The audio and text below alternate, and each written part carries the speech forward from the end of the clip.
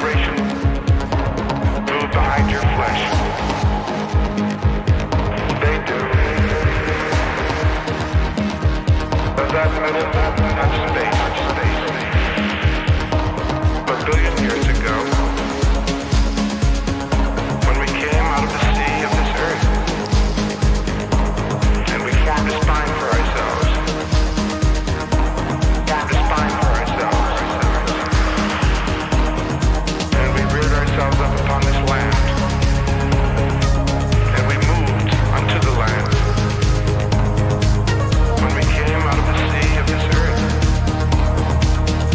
out of the sea of this earth, and we lived in caves and we're terrified. And we lived in trees and we're afraid. And we finally formed cities against the night. Finally formed cities against the night. Are daring to do the great thing. Are daring to do the great thing. And we're going into space. And we're going into space. And we're going to live forever.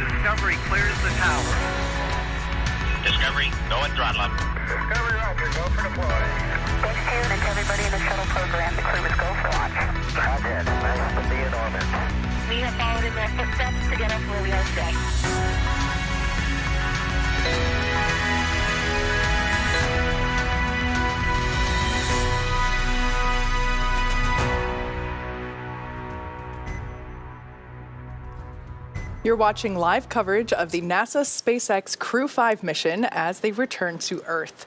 Dragon Endurance departed the International Space Station at 11:20 p.m. Pacific last night with NASA astronauts Николь Манн and Josh Kassa, JAXA astronaut Koichi Wakata, and Roskosmos cosmonaut Anna Kikina.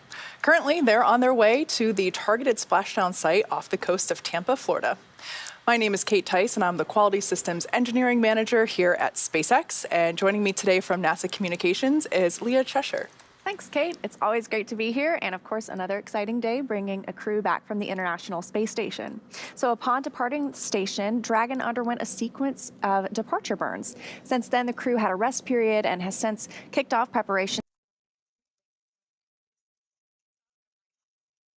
И всем привет, с вами снова Aerospace. И вы снова попали на мою прямую трансляцию. В общем-то, да.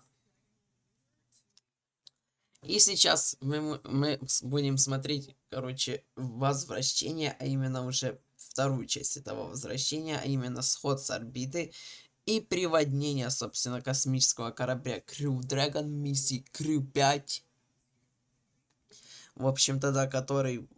Ну, ладно, это я потом расскажу, потому что сейчас вы можете видеть этих космонавтов, которые тут летят, тут 4 космонавта. В общем-то, время до схода с орбиты у нас 9 минут, до посадки ровно час, а до первого события у нас 4 минуты, а именно даже 3, а именно до сброса грузового отсека, который запланирован на 6 минут. Посадка же, само приводнение запланировано на 2 минуты следующего часа. В общем-то, сейчас вы можете видеть SpaceX.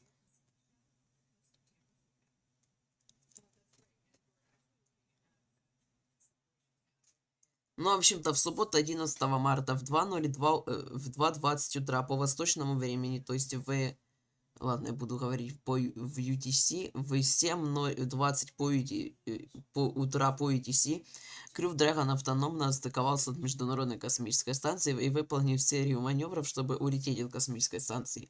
После этого Dragon выполнил уже несколько маневров для снижения орбиты, и скоро он уже отделит, в общем-то, грузовой отсек и войдет в атмосферу Земли для приводнения у побережья Флориды примерно через 19 часов в 2:02 по UTC. На борту космического корабля находятся астронавты NASA Crew-5 Николь Манн и Джош Кассада, астронавт JAXA Коичи Ваката и космонавт Роскосмоса Анна Кикина. В общем-то, да. Которые летали космической станции на Dragon, когда Falcon 9 запустил космический корабль со стартового комплекса LC-39А в космическом центре Кеннеди во Флориде в среду 5 октября в 17:00 по UTC. Или 18, господи, это ж у меня время меняет. Подождите. Или в 17. Ну, короче, в 12:00 идти там либо в 17, либо в 18. Но вроде все-таки 17 по UTC, если считать. Ну, вообще-то у нас остается менее 2 минут, 1 минута уже ровно до отделения грузового отсека. Мы этого не увидим, поэтому надо слушать, что не буду говорить.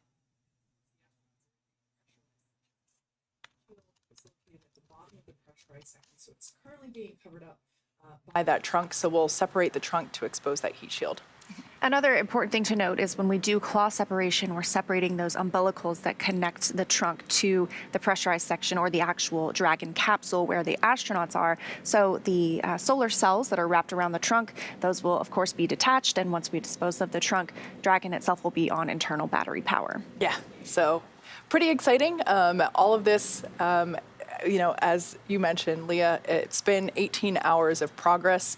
But at this point in time, to prepare for the upcoming events, right now the Dragon spacecraft is doing a couple of things autonomously, meaning it's doing it on its own. It's isolating the thermal control system fluid loops from the radiator.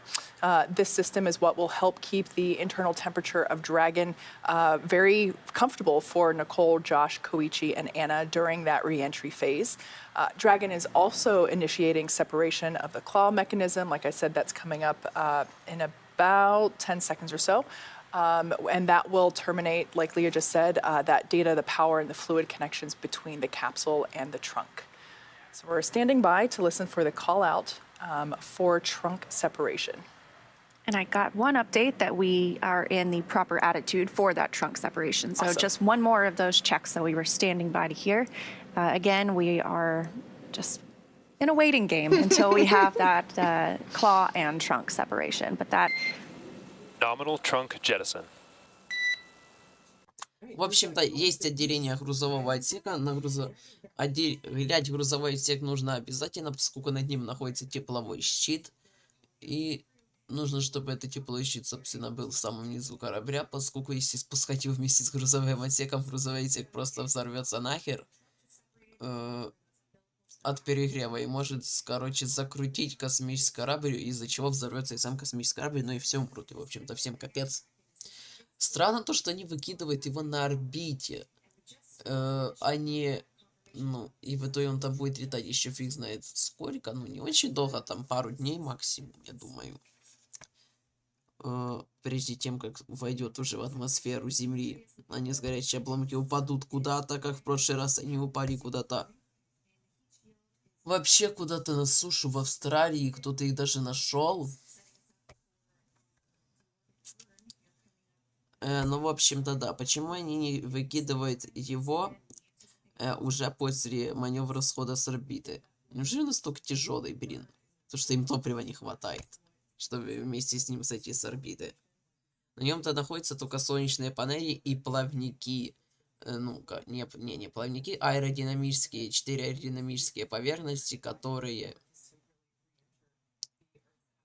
короче, стабилизируют корабль в случае срабатывания системы аварийного спасения.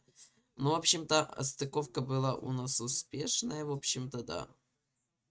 Приводнение будет в Мексиканском заливе у берегов Тампы. После посадки Crew-5 будет поднят на борт спасательного судна Шеннон, после чего экипажу помогут выйти из космического корабля, проведут медицинский осмотр и на вертолете доставят на берег. Затем они на самолете отправятся в Хьюстон для воссоединения со своими семьями и прохождения послеполетной реабилитации. В общем-то, да, Spaces подтвердили отделение грузового отсека, под которым находится тепловой щит корабля. Crew-5 Endurance готов к маневру для схода с орбиты.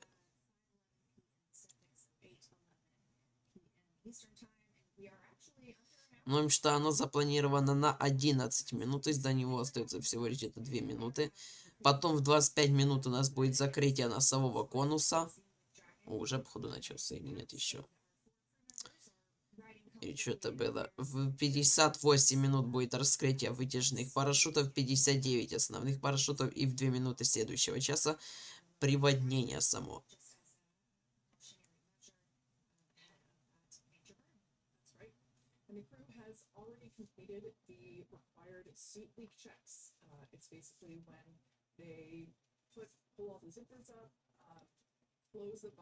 Ну, тут непонятно кто. Единственное, что я могу сказать, что слева это у нас Анна Кикина, а справа у нас тот японец, как его там. Фиг помнит, как его уже зовут. Я вообще не запоминаю имена, вот только помню Анну Кикину и все. Что это космонавт Роскосмоса. А как японца зовут?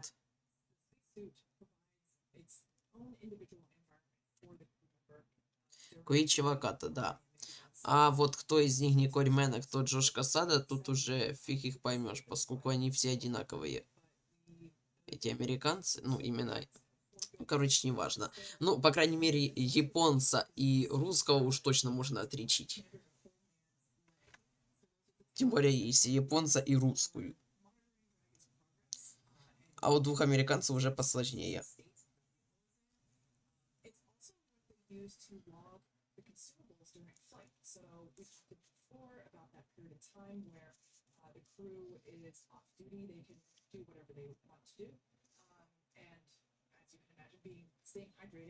Ну, в общем-то, это у нас корабль Crew-5 C-210, второй полет.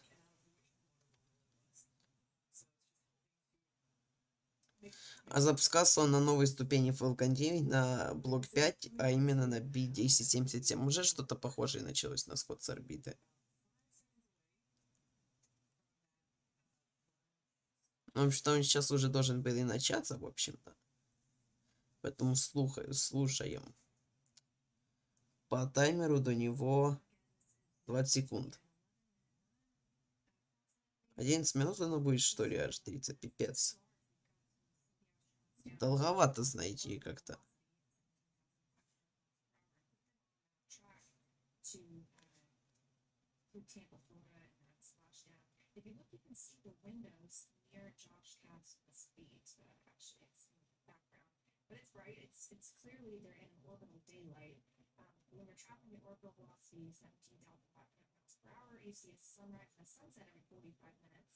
Вот эти вот в шеке сверху 4 двигателя драка установлены, которыми, с помощью которых, собственно, и происходит сход с орбиты, блин. —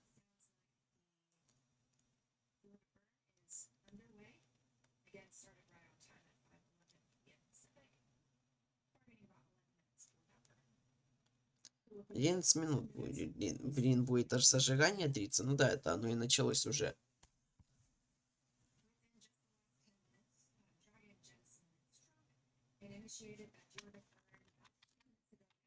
Жаль то, что у них не написано, когда будет вход в атмосферу, а уже только, короче, вытяжные парашюты, когда будут, короче, раскрыты. Поэтому я поставлю таймер до закрытия этого носового конуса. Для начала.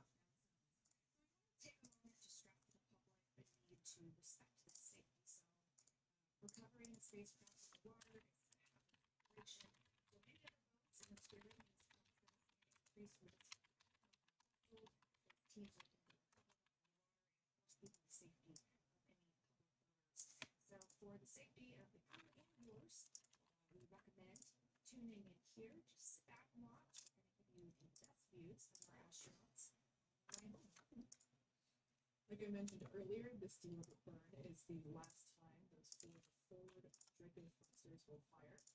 Dragon endurance has not yet entered the Earth's atmosphere. This deorbit burn is what will allow the vehicle put it on its final trajectory to the landing site off the coast of Tampa, Florida. As you can see on your screen there right now, Nicole, Josh, Koichi, and Anna are using their screens to keep tabs on the duration. The Draco thruster firings, which you can see lighting up on those displays in front of them. The trajectory details like the entry angle, capsule perigee, and how much distance remaining until deorbit burn. So in that center screen, you can actually see their trajectory, their planned trajectory there. Dragon is flying itself, so... Ну, в общем-то, да, начался маневр для схода с орбиты, который продлится около 11 минут. И снизу скорость, в общем-то, да, двигатель драка проработает около 11 минут, и снизу скорость Crew-5, после чего носовой конус будет закрыт. Out the window. Those last few space views, I'm with you. I'm always a window seat girl. Now, with Nicole, Josh, Koichi, and Anna ready to deorbit and splash down back on planet Earth, they'll be heading to one of 7 targeted sites supported by SpaceX and NASA. All of these sites are located off the coast of Florida, either in the Gulf of Mexico or the Atlantic Ocean. Spreading the supported sites across multiple locations actually helps to maximize the return opportunities for this mission and future crews, lowering the chance that we'll have to wave off due to bad weather. So pretty helpful. Yeah, absolutely. So yesterday, NASA and SpaceX together selected primary and alternate splashdown locations. Obviously, our primary, as we've discussed, is off the coast of Tampa, Florida, and the alternate is Daytona. This selection process works with a lot of different variables, including the space station's orbital trajectory, the landing sites available, and... Кстати, ракету «Вулкан» вывезли на стартовую площадку, пока что без... Да. Пока что без еще обтекателей и полезной нагрузки, ну а так запуск «Вулкана» перенесен уже аж на 4 мая, да. Но что-то мне кажется, то, что «Вулкан» полетит раньше Старкока, потому что мне кажется, что Старшип уже...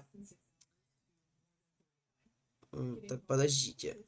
Мне кажется, я опять не те кнопки нажал.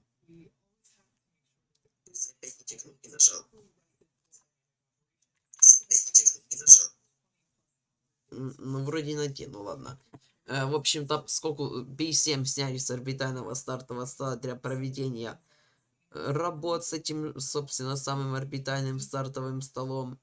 А это, я считаю, канон, потому что он сложнее вообще, чем вся Вселенная. Он сложный пипец, особенно, мне кажется, если там что-то с системой подачи воды. И мне кажется, что-то, что раньше лета полет можно не ждать. Ну, вообще, Илон Маск заявил то, что полет будет в апреле, но прям точно такие же заявления, какие он и всегда делает. Поэтому мне кажется, что не раньше лета. Поэтому Терран-1 станет второй метановой ракетой орбитальной. Вулкан. Хотя, учитывая, сколько мне еще раз будут переносить Вулкан, у Старшипа тоже есть шансы полететь раньше, чем Вулкан. Ну, что Старкок полетит раньше, чем Вулкан.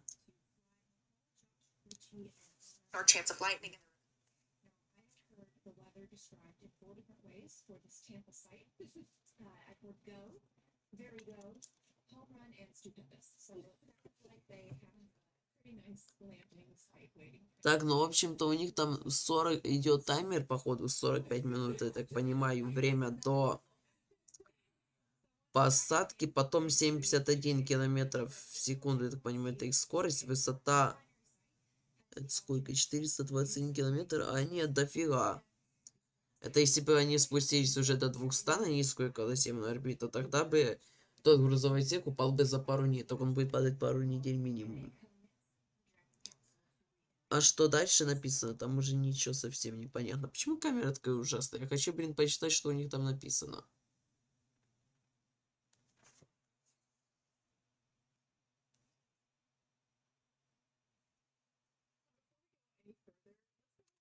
To meet our crew. First up is Николь Манн on the left side of the screen there. She's the California native who holds a Master of Science in Mechanical Engineering and is a colonel in the Marine Corps. She was an FA-18 Hornet and Super Hornet test pilot and deployed twice aboard aircraft carriers in support of combat operations in Iraq and Afghanistan. Nicole was selected by NASA in June 2013 and in the years that followed led the astronaut corps in the development of hardware in the Artemis program. She is the Dragon Command. Ну, в общем-то, я, походу, понял, кто есть кто. Николь Манн это то, что ближе к нам, а вот Джош Кассада это тот, кто дальше, то есть он слева, если смотреть с той камеры. Ну, я вам потом покажу, с какой камеры. U.S. Navy test pilot, flew 23 combat missions, and later became an instructor at the U.S. Naval Test Pilot School, which is a common path military officers to take to join NASA. Khassada is one of more than 100 graduates who became astronauts going back to the Mercury program. On Earth, he served as capsule commander in mission control, but for his first space flight on Crew-5, he has served as pilot on Dragon. In the role of mission specialist, you can't see him here. He's to the left of Nicole. That's Japanese astronaut Koichi Wakata. Koichi has a doctorate in aerospace engineering and in 1996 became the first Japanese mission specialist aboard the Space Shuttle Endeavour for STS-72. In addition to his current mission, Koichi flew 4 space shuttle missions, a Roskosmos Soyuz, and was on a long-duration stay aboard the International Space Station. And just on March 6th, just a few days ago, Koichi reached his 500th day in space. Wow, that's pretty incredible. The second mission specialist is Roskosmos. Кстати, Коичи Ваката, вот этот японец, он налетал в космосе уже аж более 500 дней, да, аж более 500 дней. Так что да. У него там, он 4 раза летал на шаттле, на Союзе или что там где-то. Он прям дохерища налетал. The resumption of integrated crews on U.S. Crew spacecraft and the Soyuz with the Russian State Space Corporation, Roskosmos. Now we are still in that deorbit burn. Those crew members now about 42 minutes away from that targeted splashdown time of 9:02 p.m. Eastern Time. It looks like we have about 2 minutes left, maybe a minute and a half in that deorbit burn, but things are going well so far. All of those 4 Draco engines firing for the last time before closing that nose cone and preparing the capsule for reentry. There on your screens, you can see the crew is continuing to monitor Dragon's progress in this deorbit burn. We have about a minute and a half 1 minute and 31 seconds to be exact, remaining in this burn. As you can see with those displays, there's a small set of physical buttons that the crew can use for emergency situations. And then the displays are touchscreen, which has more features that they can use in flight, in addition to the tablets that are on their legs. You can see Nicole's there on her left leg. We can also see a good shot of the control panel for the seats themselves. That's where the mic volume and the push-to-talk button is also located for the crew to use. And I believe that's also where the crew cabin light button is located. So just like an airplane, everybody has their own personal window, or excuse me, personal light that they can reading use light. for Yes. to read, exactly. Так, ну, в общем-то, я посмотрел, и вход в атмосферу, высота входа в атмосферу начинается за еще 12 минут до того, как откроются парашюты. За 9 минут до того, как откроются парашюты, получается у нас... то есть 50 минут у нас будет. Я смотрю по миссии Аксиом-1 тут, в общем-то. И время... это у нас время приводнения 2 минуты, а там открытие парашютов 2 минуты. Время приводнения тут именно 5 минут, наверное. Но, в общем-то, за 12 минут до открытия вытяжных парашютов у нас будет вход в атмосферу. За 9 минут у нас начнется, пропадет связь из-за плазмы. Связь через плазму не может проходить. Потом за 2 минуты до открытия вытяжных парашютов связь снова появится, возобновится, в общем-то. Поэтому, да, за 12 минут. Ну, в общем-то, все, я так понимаю, зажигание двигателей для схода с орбиты у нас закончено. И до закрытия носового конуса осталось 1 минута 40 секунд. Возможно, нам даже это покажут, поскольку, я так понимаю, прям под самым носовым конусом у них есть камера. Ну, по крайней мере, когда-то... Я не помню, при каком запуске, или это было при посадке, когда-то видел, как он вроде бы открывался. Да, вот.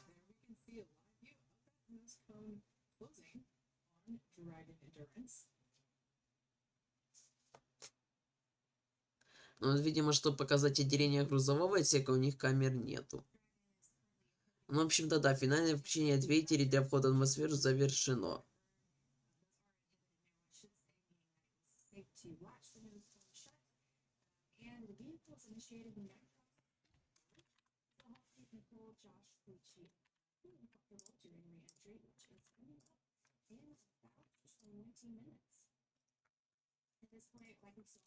Так, значит, вход в атмосферу будет за... Так, во-первых, стоп. За 12 минут до вытяжных парашютов. Вытяжные парашюты у нас будут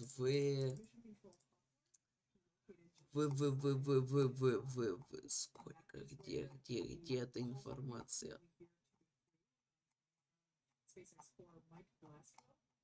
Вот, вытяжные парашюты у нас будут в 58 минут. Собственно, вход в атмосферу у нас будет в 46 минут. Собственно, у нас 26, 36, 46. У нас порядка 20 минут и 40 секунд еще где-то до входа в атмосферу. Так.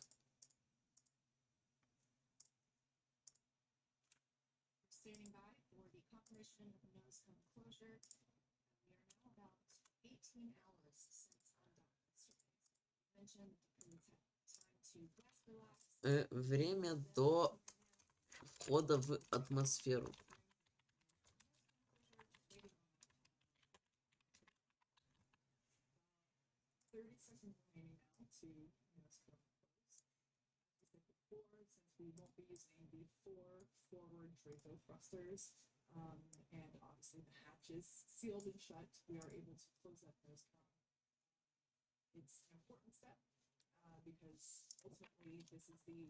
Так, ну, в общем-то, да, у нас остается порядка 20 минут до схода Ой, то есть сход с орбиты уже был, да, для входа в атмосферу, сорян, что я так заговорюсь, у меня, блин, 3 часа 26 минут ночи, чтобы вы понимали, я вообще не ложился сегодня еще ни разу. Конечно, встал 1:30 дня, но это не важно.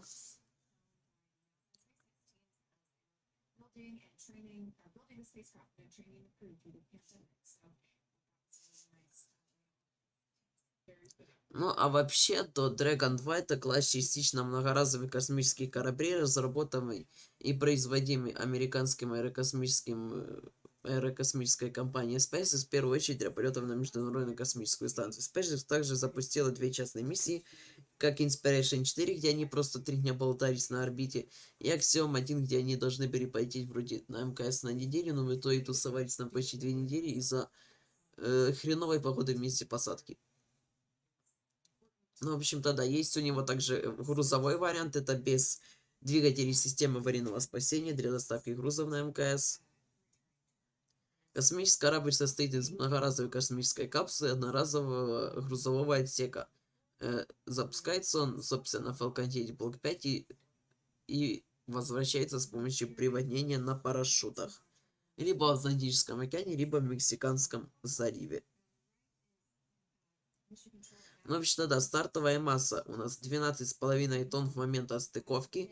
Возвращаемая капсула без грузового отсека весит 9,6 тонн. Включая экипаж еще до 150 килограмм груза.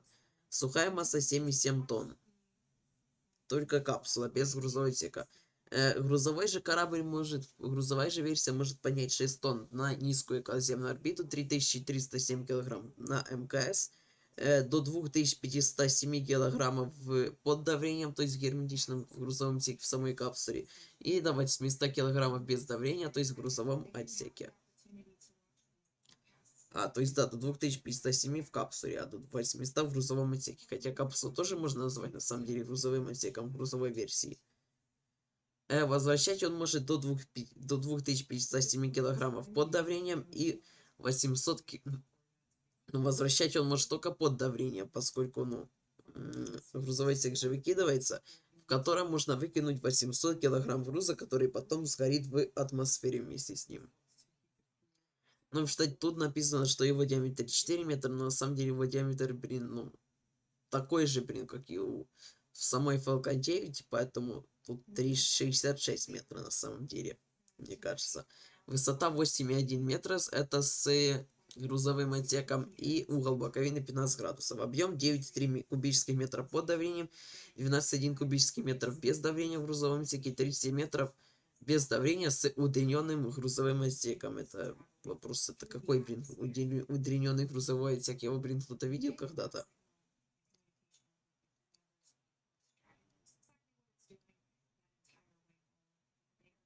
Кстати, вот эти вот люди похожи на, в общем-то, родных этого экипажа, поскольку они вот так вот это все смотрят, и, они не в самом ЦОПе, поэтому, и они вообще как-то на работников обычных, собственно, не похожи, как минимум, потому что там есть дети, поэтому, да. Судя по всему, это именно так и есть, мне кажется. Ну, в общем-то, этот корабль может летать 10 дней в непристыкованном варианте, просто по орбите 210 дней пристыкованным к МКС. Всего было построено 8 кораблей, 4 пилотируемых, 2 грузовых, 1 для теста системы аварийного спасения, я так понимаю, 1 в отставке. И 2 грузовых строится. Запущено 5 грузовых и 8 миссий с экипажами, 2 суборбитальные для теста системы аварийного спасения. Сначала тест системы аварийного спасения был без ракеты, то есть просто капсула с площадки взлетала, чтобы проверить двигатель, а потом тест уже был вместе с ракетой, когда и ракету взорвали, саму вторую ступень была не настоящая, вот первую ступень взорвали они, чтобы сымитировать работу аварийного спасения, когда двигатели выключатся. Двигатели на первой ступени вырубились в момент практически сразу же после момента максимального динамического сопротивления. И в общем-то, да, система аварийного спасения сработала прекрасно. Ну, что носовой конус закрыт, он защищает стыковочный механизм, маневровый двигатель и навигационную систему корабля во время входа в плотные слои атмосферы.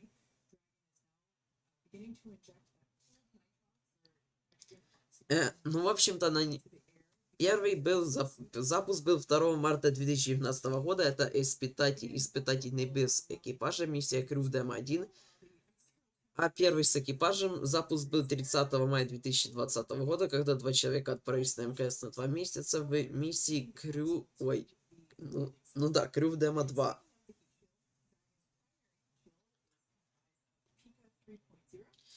На корабле установлено 8 двигателей супердраков в качестве системы аварийного спасения.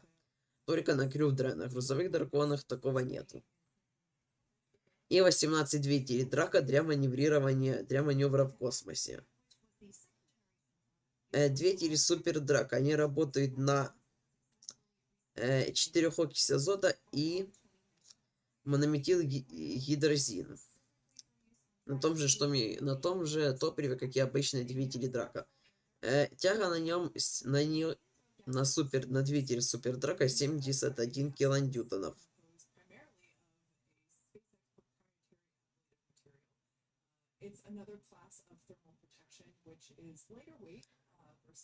В общем-то, да, удельный импульс 235 секунд на уровне моря. Очень мало на самом деле.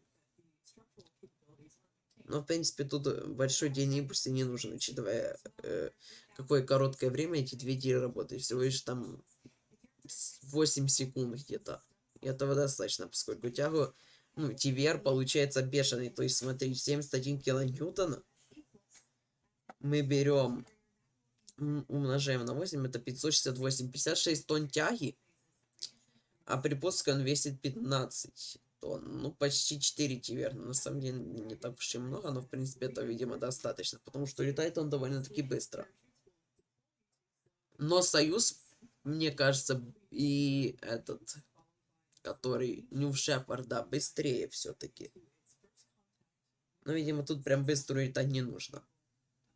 Видимо, керосин прям быстро взрывается.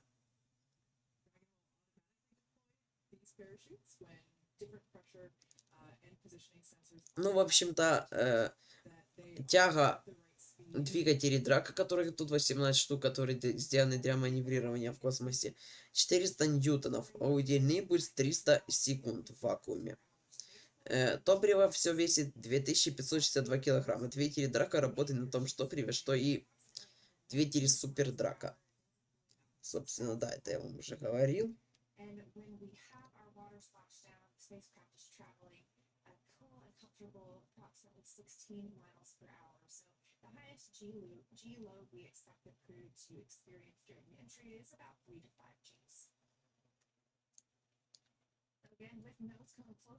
В общем-то, да, это у нас корабль С-210, который летал 176 дней в миссии Crew-3. И, в общем-то, сейчас летает в миссии Crew-5 уже, через 28 минут до посадки у нас остается. До приводнения самого.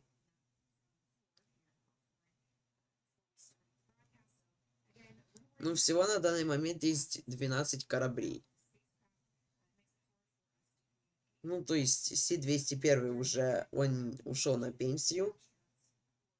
Этот прототип использовался для испытаний на прерывание запуска на, в общем-то, без ракеты. Потом С-202 также ушел на пенсию. Он использовался только для структурных испытаний. Потом был С-203. Модуль системы экологического контроля и жизнеобеспечения все еще используется для тестирования. Вот что это ECLCC. Я думаю, это для тестов системы аварийного спасения. Ну вот что. Потом С-202 разрушен. Первый Dragon 2, побывавший в космосе, единственный полет был Crew-1, случайно разрушен во время наземных испытаний аварийных двигателей системы аварийного спасения через несколько недель после полета. В общем-то, да, это то, что взорвался. Потом С-205 был пенсионер. В общем-то, он уже не летает, летал в миссии Crew-2. должен бы летать миссии, то есть не Crew-2, а Demo-2, но вместо этого провел тест на прерывание полета Crew-Dragon из-за разрушения Си-204. Си-204 сначала должен был его пройти Си-204, но он взорвался, поэтому его прошел. Этот тест пришлось проходить кораблю Си-205. Ну, потом его списали. Си-206, который первый пилотируемый дрон уже, который запускает людей. То есть, ну да, он летал в миссии Демо-2, потом Crew-2, Axiom-1 и сейчас Crew-6, которая недавно была запущена. Это миссия Crew-6. Потом был Си-207. Он летал в миссиях Crew-1 и Inspiration 4. С которой Inspiration 4 он был с большим купольным окном вместо стыковочного адаптера, кстати. Потом Си-208, это грузовой. Выполнял миссии CRS-21, 23 и 25.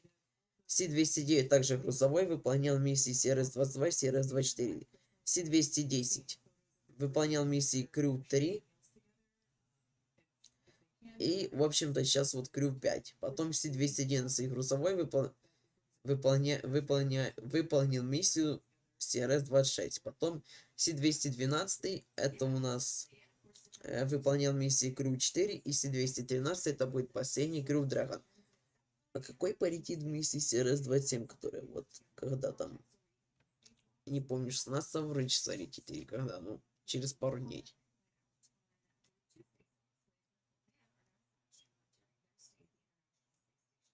Ну, в общем-то, у нас остается порядка 8 минут до входа в атмосферу уже.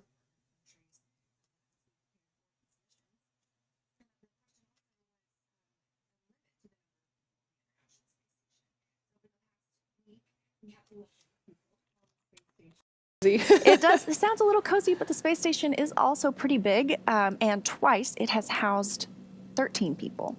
So I don't know that there is a max limit that we have established or determined at this time, but we've seen 13 a couple of times before, and we just wrapped up a full house of 11. Let's take a look at another one coming to us from Jiu-Jitsu Panda. I love that. Can the astronauts work out or exercise on the space station? Thank you ahead of time. Absolutely. In fact, they have to, right? Yeah. It's required in order to maintain their health, maintain their bone density, which ultimately, keeps them working efficiently while they are on station. But it's also part of the study of how microgravity impacts the human body in terms of, hey, if you do this exercise, what is the result? Are you still maintaining the level of health necessary? Yeah, absolutely. And they have a few different exercise machines on the space station. So I was talking with Shiva. There's a treadmill that you have to kind of wear a belt, and it's hooked to the treadmill itself, so that as you're running, you're not kind of floating off with every step you take.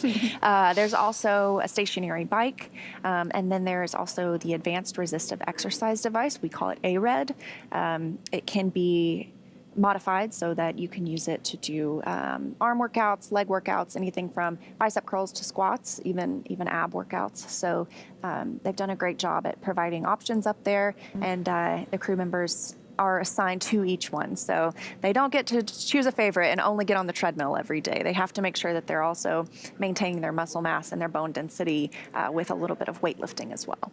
One thing that I never took into consideration until I heard it called out during the Crew-6 docking period was basically the Capcom at Mission Control in Houston, I think, was talking to Josh Kassa. I can't quite remember, but it was speaking to one of the astronauts on station and basically told them, hey, you can't do your workout as scheduled because we're about to dock Crew-6, and just the vibrations created from the exercise in the space station, even though it is a really big floating laboratory, it's not floating, orbiting, it was, I never really thought that it had that much of an impact to other things until we heard that call out during that docking where we were right about to dock, and it was basically like, hey, hold off on your scheduled exercise for right now.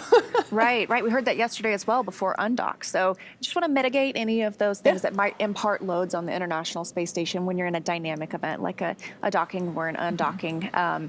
But of course, they do try and schedule their workouts around those times. Yeah. Let's take a look at another question. We have a couple minutes here, about 7.5 minutes until that loss of signal. SpaceX Dragon, all crew, satchels are secure, restraints tightened, the visors are down. Dragon, we copy. Visors are down, restraints are tight, and tablets and satchels and loose items are secured. All right, good call out there, just indicating that the crew has everything in place, locked away, make sure nothing can escape its secure location during the re-entry portion, and the visors are down. So basically the crew is locked and loaded, ready to come home. Taking a look at this question coming to us from Taniko wow, this is tough. Tiniko Tikza Baloy, I apologize for not pronouncing that correctly. When the Dragon approaches Earth, how do you make sure that it does not collide with airplanes in flight? That's a great question. So part of the process to launch a spacecraft or bring it home is basically to get a license from the Federal Aviation Administration, or the FAA, and basically request that airspace and sea space be quarantined off in a keep out zone, basically, so that aircraft and sea vessels are not in danger during this phase. So yeah, it's a great question, because you really have to think of, because the Earth is a sphere, it's a globe, it is a three-dimensional process to re-enter the atmosphere. It's not just coming back down to Earth. It is that three-dimensional space, that airspace that has to be cleared and saved, basically. Great question. That is a good question. And I've seen some pretty amazing pictures before of people in commercial airplanes as they are en route somewhere and can see one of the spacecrafts lift off. So I would love to have that opportunity someday. Same. Although with how often we're launching out of Cape Canaveral and Kennedy Space Center, it's certainly more likely now than it ever has been to catch a rocket launch from your window seat while flying into Orlando Airport. Another question coming to us, this one from Joshua Green. How do the departing astronauts make sure they don't accidentally leave any of their stuff on the International Space Station? And has anyone forgotten anything? Ну, в общем-то, у нас остается всего лишь порядка 2 минут до входа в атмосферу, в общем-то.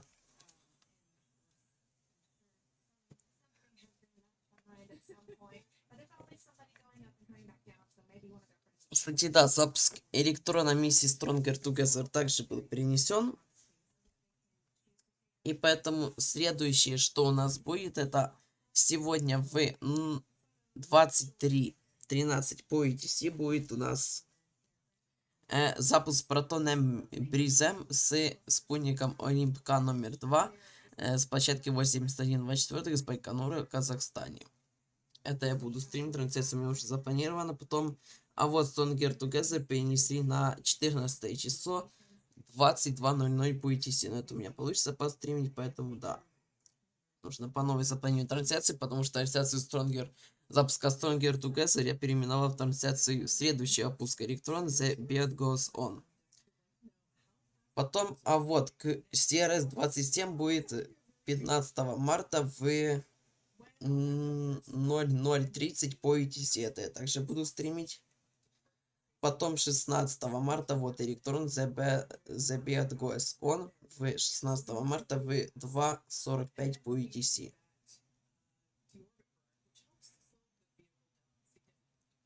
А вот Terran 1 у нас в итоге перенесли на 16 марта 19:00 по UTC. Ой, 17:00 по UTC.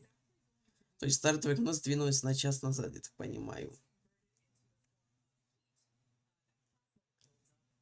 Нужно также по новой будет запланировать прямую трансляцию.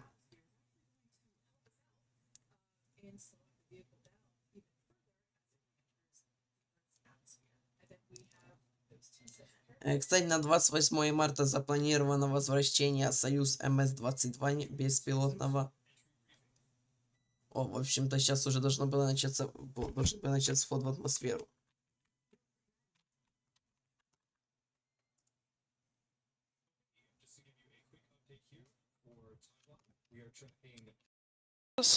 In terms of vehicle status, only item to note is that you may get the AGPS alerts when you come back out of blackout. Just wanted to give you an update that if those have the SDC at the end of it, there's no concern. It has no impact on Dragon's automated chute deployment sequence. How copy?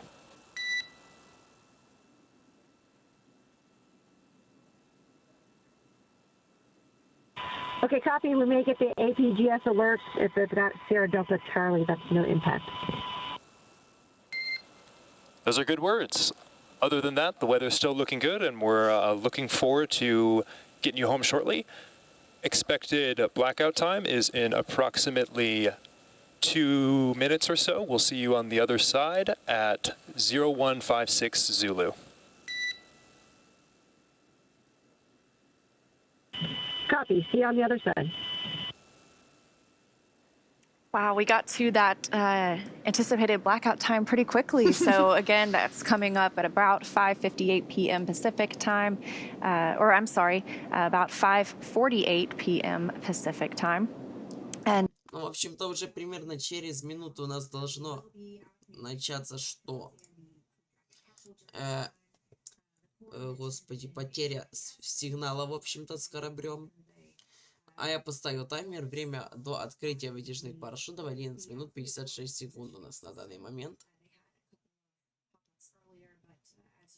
Ну, в общем-то, ждем. Сейчас уже должна была начать пропадать связь, в общем-то.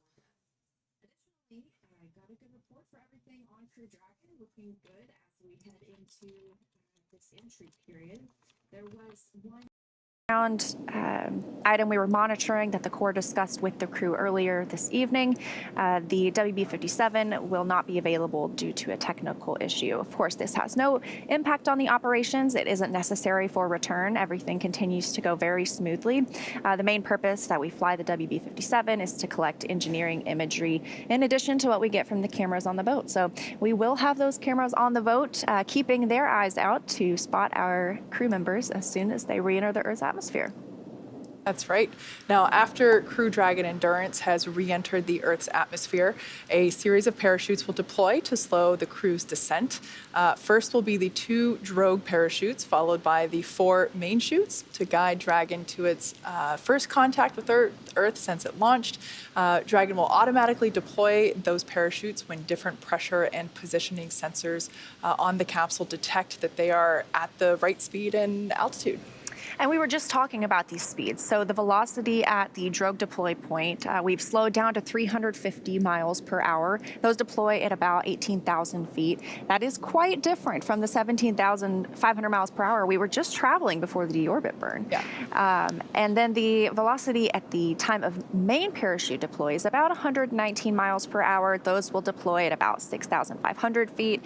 And then that gentle water splashdown, we will be traveling at about 16 miles per hour. So again, that highest G load we think is around 3 to 5 Gs. So they should be pretty comfortable just monitoring again as all of those parachute deploys are autonomous. Again, we are in that communications blackout period. It's just begun. That's right. We're expecting that to last about 7 minutes due to the formation of plasma around the spacecraft. During that time, no vehicle telemetry is received by mission control or the recovery team, and no external commanding of the vehicle or voice communication is possible. As a reminder, Dragon is designed to fly itself, though. During reentry, the vehicle will be slowing down from the orbital velocity of 17,500 miles per hour the top temperature that Dragon will experience upon that reentry. Ну, в общем-то, да, начался вход в атмосферу, пропала, в общем-то, связь с космическим кораблем, и она должна быть возобновиться через 6 где-то минут, а именно за 2 минуты до открытия, через 5 минут, а именно за 2 минуты до открытия выдвижных парашютов. Тем временем у нас остается 11 минут до самого приводнения, либо же 8 минут то есть 7 минут 50 секунд до открытия вытяжных парашютов. Потому что, да, SpaceX подтвердили временную потерю связи с кораблем, который продлится примерно 7 минут. В общем-то, ждем. In rapid succession as our crew members come home. But again, we've heard good reports so far, and we are awaiting that acquisition of signal in around 4.5 minutes.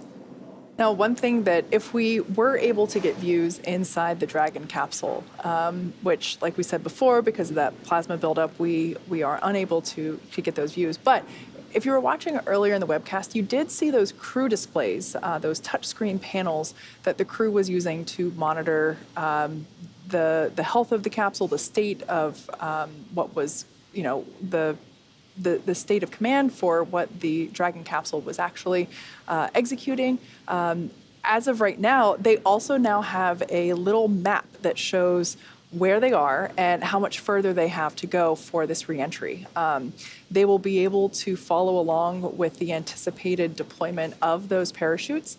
One thing that the crew is trained to do is be aware of the surroundings. And of course, when those parachutes deploy, because they are slowing the capsule down, there is a small jolt that occurs during that deployment. And so, and also whenever they splash down, you'll also hear brace for splashdown or brace for impact. That is just the crew being aware and just getting ready, holding on to their seats for those moments where there's a little bit more of a noticeable feel to where they are in their seats. Right, and I think it's very interesting after watching so many splashdowns, whenever we have main parachute deploy, they don't open to their full ballooned shape right away. They do something called reefing.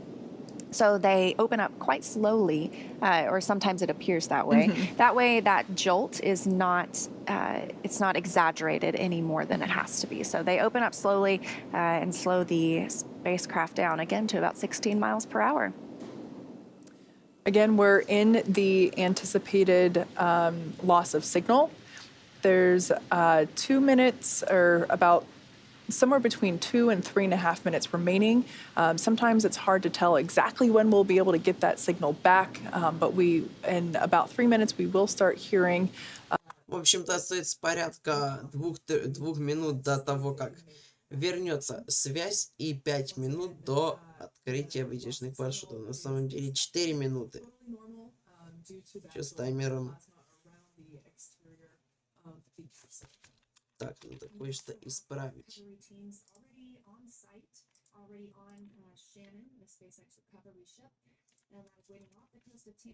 Это японский сэр. Так, подождите. Вот так будет правильнее. О, смотрите. Да, мы видим, как, в общем-то, Crew-5 проходит через атмосферу. Мы видим плазму от него, в общем-то.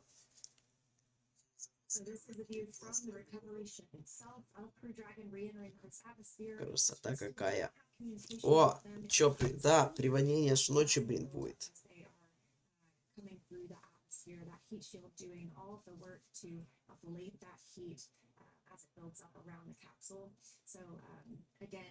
As we mentioned, you see the movements here. That's the ship camera moving and continuing to track the spacecraft during the entry. We anticipate reacquisition of signal in just a couple of minutes from now. As Kate mentioned, it can vary when we get that timing. But great to already have a view of our 3 astronauts and 1 cosmonaut inside as they are headed home. There will also be a couple of sonic booms during that time frame. Dragon SpaceX com check. As I mentioned, the SpaceX core. We have you loud and clear. We have you the same. Good to have you back. Expect automated chute deployment.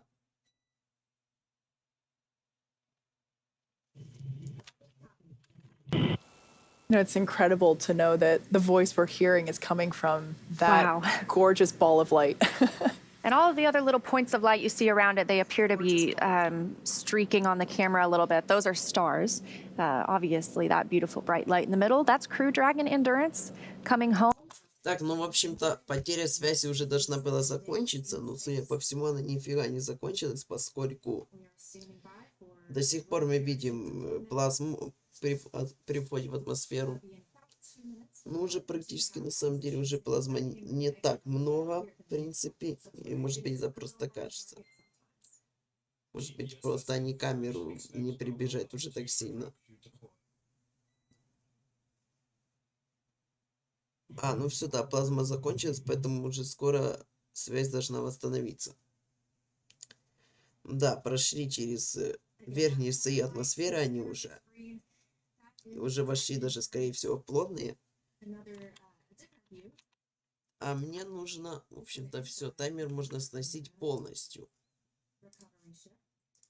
И вот это все тексты вообще. Полностью.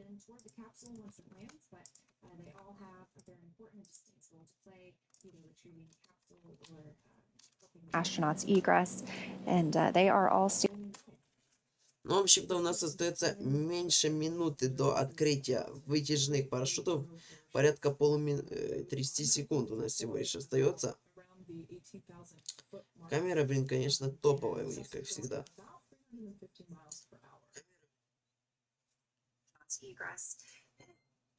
Brace for drogue window.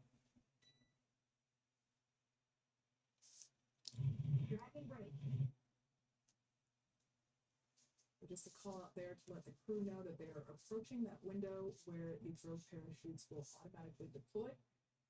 Да, ЦУП остановил связь с экипажем. Крю-5 находится в зоне видимости, в общем-то, наземных камер. Вытяжные парашюты уже вообще были должны быть открыты.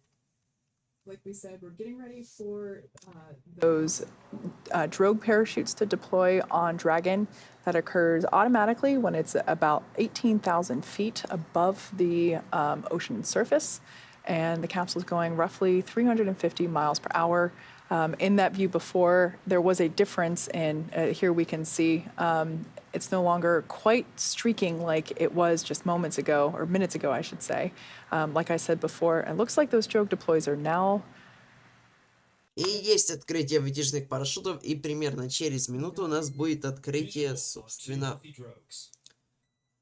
основных уже парашютов.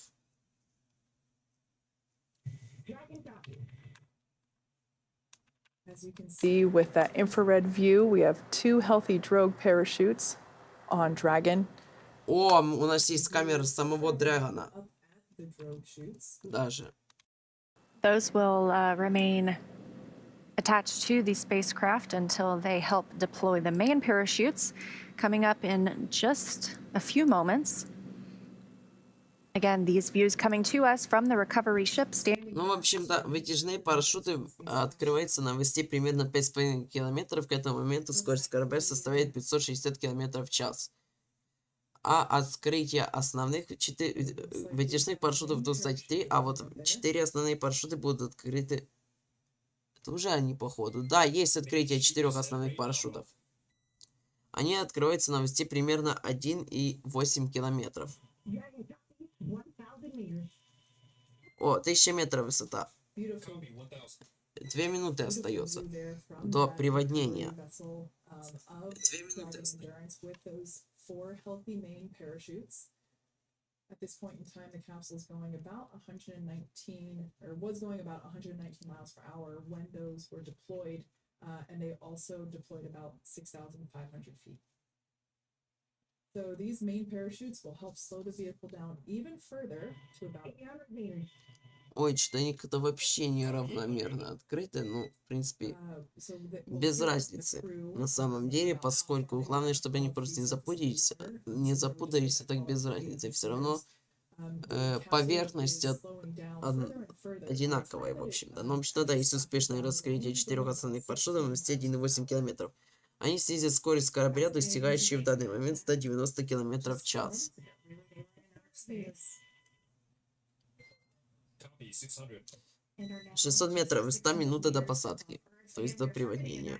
2 p.m. Eastern Time, splashdown 6:02 p.m. Pacific. So that is the next major milestone for us today. Now that we have 4 healthy main parachutes all deployed, things continue to look good aboard Dragon.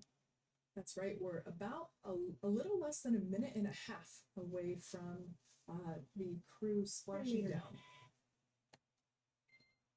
Copy 400 meters. 400 метров высота. Once again, we are targeting a splashdown off the coast of Florida near Tampa.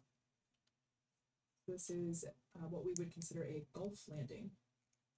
And those strokes of light on your screen, those are spotlights coming from the recovery vessels as they continue to track Dragon Endurance. 200 meters. 200 метров высота. 200 and braced. Так, посадка уже должна была произойти. Но все-таки задержка в несколько десятков секунд возможна. И тем более мы только знаем, что посадка в 2 минуты. А вот сколько именно секунд, точно мы не знаем, поскольку таймера у них нету до посадки. О, мы видим воду. The water surface. Dragon Endurance coming closer and closer.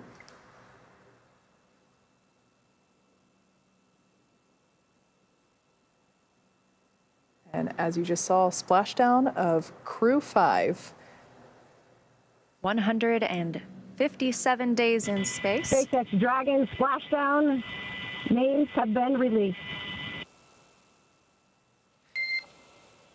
Copy Dragon, we concur with splashdown and Mains release. И, в общем-то, есть удачное приводнение космического корабля Crew-5 миссии Crew-5.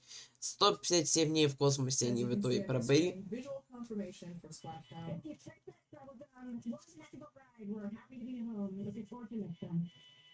Но, в общем-то, пока что я прямую трансляцию на этом заканчивать не буду. И SpaceX ее тоже не заканчивает, поскольку еще теперь предстоит накинуть на корабль сверху специальную фигню, короче, которая присоединена к крану на корабле, который поднимет этот корабль, в общем-то. С помощью, с этого крана корабль поднимут на... корабль поднимут на корабль. Как бы это странно не звучало, космический корабль поднимут на обычный корабль, после чего уже экипаж сможет выйти, собственно. Ну, то есть не выйти, и их вынесут, поскольку они не могут ходить после полугода, проведенных в космосе, у них мышцы полностью атрофировались, они просто не могут даже стоять. Им нужно будет минимум там где-то 2 недели вроде бы, чтобы научиться ходить по новой.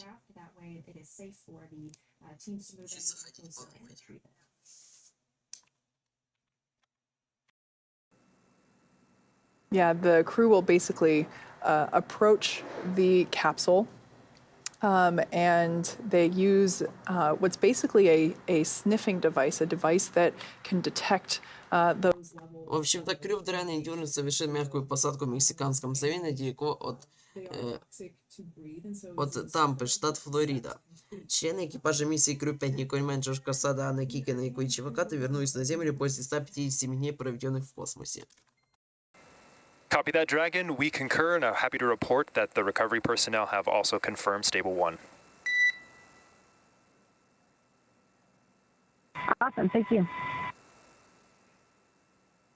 So just some communication there back and forth with SpaceX core Michael Blasco and capsule commander Nicole Mann, just to confirm the landing position of the capsule itself. As we can see there on your screen, even better now with that spotlight, the crew, the recovery team is approaching the capsule, they are going to make sure that that monomethylhydrazine and nitrogen tetroxide is not present on the exterior of the vehicle. There could potentially be traces due to the fact that those are the thrusters that Dragon was using while in orbit. And so we want to make sure that there aren't any traces of those fumes, basically, so that the team can get close to the capsule. We will actually see an individual climbing on top of the capsule to secure the harnesses that are necessary, the rigging, to lift the capsule onto the recovery vessel. As I have said before, Ну, в общем-то, все операции, включая уже выноску экипажа из космического корабля, будут длиться примерно 45 минут с момента приводнения, то есть до 47 минут. Ну, до 2:47 по UTC, то есть еще где-то 40 минут. А вообще-то первая быстрая лодка должна приплыть через 5 минут. То есть в 7 минут, то есть уже через минуту. Потом какой-то хайперлорик чек, какие-то проверки будут. Потом, я так понимаю, они поднимут, заберут с собой парашюты. Это будет у нас через 15 минут после посадки, то есть 18 минут. Потом капсулу поднимут, а вот тут же написано, через 30 минут после посадки. Потом через 40 минут будет открыты люки, и через 45 минут в капсулу, ну, в общем-то, из капсулы вынесут людей. Поэтому еще порядка 40 минут нам ждать. Ну, не знаю, в принципе, можно подождать на самом деле. Хотя бы когда, до того, как выйдет первый человек. Если у них это все, конечно, не затянется. Dragon, SpaceX is go for recovery personnel to approach. Expect personnel alongside Dragon in 1 minute. Так, поэтому я поставлю таймер до того, как его поднимут, а именно его должны поднять будут через...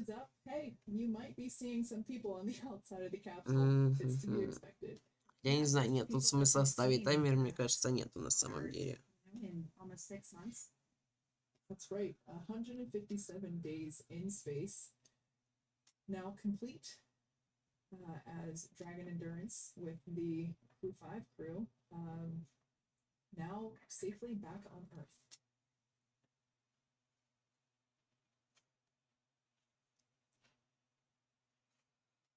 Again, this was the first flight, the first re-entry As well for 3 of these crew members, Nikol Mann, Josh Kassa, and Anna Kikina. I'm sure that Koichi Wakata, who now has 505 days in space across 5 space flights, told them a lot of what to expect, but it was a new spacecraft for him too. So a lot of new and exciting experiences on today's ride home. As we said before, the crew generally experiences between 3 to 5 Gs during the re-entry portion of their journey home. So not too bad. Just like a really good roller coaster. Again, these views coming to us from recovery vessels off the coast of Tampa, Florida, had an on-time splashdown at 9:02 p.m. Eastern Time. And from what we can see, I would say those weather reports were pretty accurate. We had clear skies, able to see the spacecraft coming down under those 4 main parachutes and even the drogue chutes as well. And the seas look pretty calm also. That's right. So as Leah just said, that splashdown occurred 7 minutes ago. In a few minutes, so there's still more things that has to occur. It's we can't just pick up the capsule and put them on a boat and bring them out. Very similar to their activities in space. Their activities here for recovery back on Earth are also very highly coordinated and choreographed, really. So we can see that the approach boat has reached the capsule. We should see, hopefully it might be tough because of the distance, but we will hopefully be able to see one of the SpaceX recovery team members will actually hop in the water and then pull themselves up onto the capsule to basically secure the harnesses that are required to lift the capsule onto the recovery vessel. As of right now, if we were able to see... Dragon SpaceX requesting permission to come on board via the display camera view only.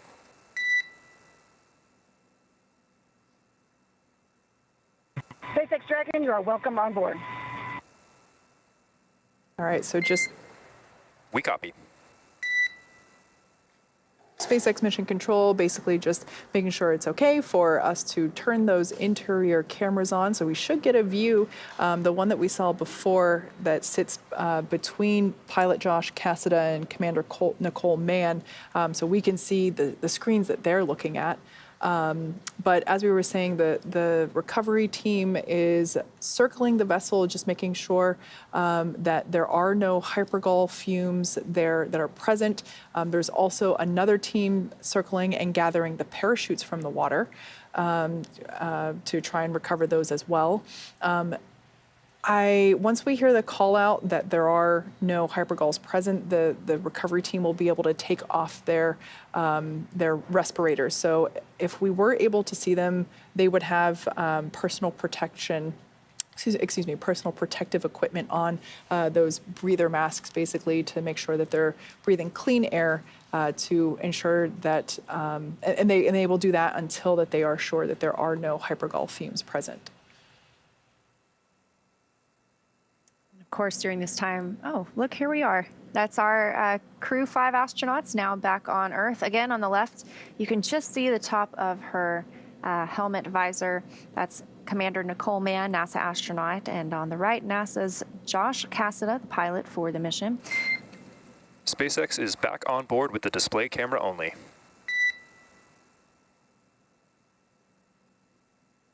Dragon copy. So that's the inside of that capsule we were seeing sitting in the water just off the coast of Tampa. Also on board, we have, oh, and a thumbs up there from Nikol Mann and Josh Kassa. I imagine probably the same from Koichi Wakata and Anna Kikina, but to their right and left as the mission specialists. And a good look again at those crew displays. Dragon, again, a totally autonomous flight home. They are just able to monitor the next steps and await for the spacecraft to be picked up by the recovery vessel. So once those ordnance and hypergol checks are complete, it'll take about 18, a little less than 20 minutes for the rigging to be complete. And around the same time, we expect the recovery ship to arrive. And shortly thereafter, they will begin to lift Dragon onto the nest on the recovery ship. They'll pull it toward a platform. Dragon, SpaceX, hypergol sweeps and unfired ordnance checks are nominal. Rigging is in progress. Approximately 25 minutes until capsule lift. Stand by for PMC with SpaceX flight surgeon.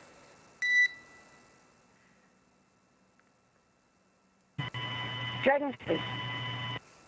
Говорят, что до подъема капсулы еще примерно 25 минут. То есть они немножко опаздывают, блин. Потому что вообще по графику должно быть уже где-то 18 минут. Ну это пипец. This is normal routine for astronauts. They have them regularly on the International Space Station. They have them after launch and obviously after splashdown. So just a chance for the crew members to check in with the medical teams. There on the right-hand side, there is now an individual who is basically climbing or will be climbing on top of the Dragon capsule to secure the harnesses and the rigging that we will use to lift the Dragon capsule out of the water and onto that recovery vessel. That recovery, the larger recovery vessel, is en route. It is getting closer and closer to the Dragon capsule, so we should have some better views as time continues. But as that call out that we just heard about a minute ago, everything checked out from the hypergol standpoint.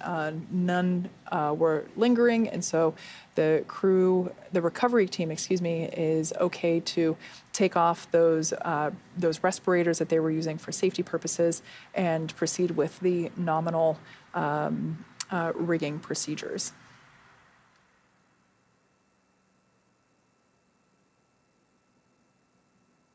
Once these crew members arrive on the recovery vessel, Shannon, they will again be placed in the nest. The Endurance spacecraft itself will be placed in the nest and moved to a platform where the astronauts will egress, that side hatch being opened for the first time in 157 days since launch last October. Оперативная группа SpaceX готовит капсулу Crew-5 к подъему на борт спасательного судна Shannon, который приближается к месту приводнения, в общем-то.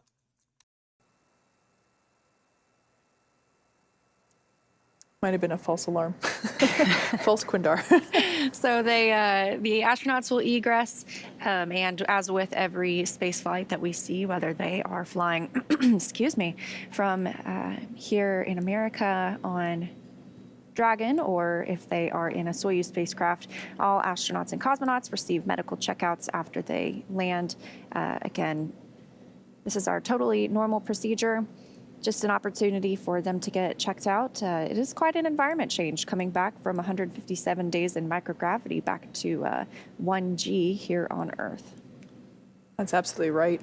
But one thing that is for sure of the recovery, of the splashdown and recovery views that we've had whenever we see the crew coming out of the capsule, I've yet to see somebody come out that didn't have a smile on their face. Oh, how can you not? They just said it was one great ride. So yeah. I'm sure they're all excited, number one, for the experience and the accomplishments that they have, but also now they're back home. They get to spend time with friends and family. They will be helped onto a stretcher, as we've seen before, just to help them get their land legs back. Yeah, absolutely. It will take about 25 minutes. So we heard, about 2 minutes ago, we heard that it will take about 25 minutes for the entire rigging process to complete and to lift the capsule onto the recovery vessel. We can see there on the right-hand side of the screen that rigging is in process. The left-hand side of your screen, of course, is a view inside Dragon capsule, where the crew is using those touchscreen displays to monitor progress of everything. I imagine they can also hear what's going on outside as well, in terms of the individual that is crawling around on top of the capsule to secure those harnesses. It's been 15 minutes now since we had splashdown, 9:02 p.m. Eastern time, again off the coast of Tampa. Everything was looking really nice tonight for that on-time splashdown, right on the minute. That's right. We even had acquisition of signal about a minute earlier than originally anticipated. But as we said before, it's not an exact time that we know it comes back. So we were certainly happy to hear Commander Nicole Mann's voice come through pretty loud and clear. And of course, these checks and the rigging and lifting Dragon itself take time, and the teams are very deliberate and take the time that they need to make sure that everything is done properly and safely. But I do think it's very impressive and funny to me that within 2 hours you can go from being in space to already back on land on the recovery ship. It's faster than my flight from California to Houston. So I always think that's very fun.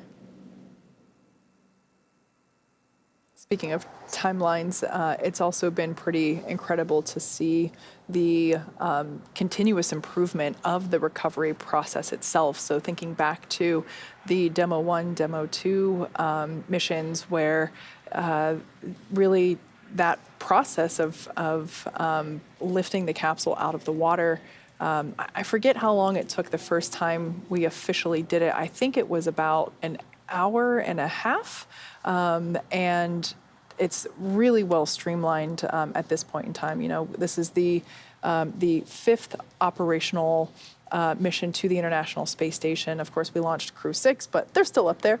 So this is the fifth one to splash down, and then plus Demo 2 with NASA astronauts Bob and Doug, you know, our favorite space dads. And it's just been really cool to see how, as the SpaceX recovery teams have basically iterated the process a number of times, not only with the actual landings, but with practiced ones as well, with a Dragon capsule mock-up. So it's pretty cool to see how streamlined the operations have been. And there we can actually see our first good view of that SpaceX recovery team member that is climbing on board the Dragon capsule.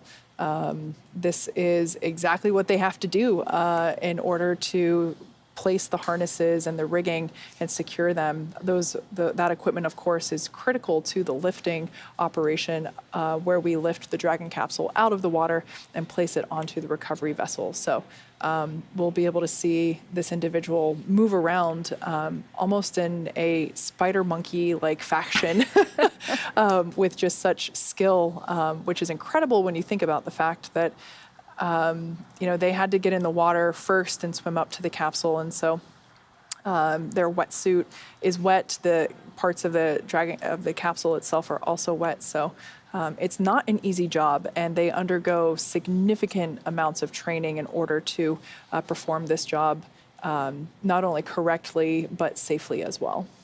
And this was a similar role also existed during Apollo. Those were also obviously splashdown missions. Those were called frogmen. And so they would make sure that the capsule was secured before it was brought into the recovery vessel. But speaking of recovery vessel, as we mentioned, we have several team members that are monitoring and assisting with different roles, whether that is to help with medical checks or to bring the crew Dragon back into the ship itself. We also have my colleague, NASA Public Affairs Officer Chelsea Bayarte, who is on the ship, and she is standing by on the phone to give us an update. So Chelsea, tell us what it's like, what the teams are doing right now, and if you were able to see Crew Dragon as it returned to Earth. Hey, Leah, how do you hear me? Loud and clear. You sound great. Oh my gosh. Well, hello. Ahoy from the SS Shannon recovery ship. Welcome. I'm so glad that you were able to join us. So tell us what the team members are doing right now to prepare to bring Crew Dragon aboard. Absolutely. So let me walk us back a couple of just minutes ago as the Crew Dragon came down. We went to the tip top of this boat on the helicopter pad to get a view.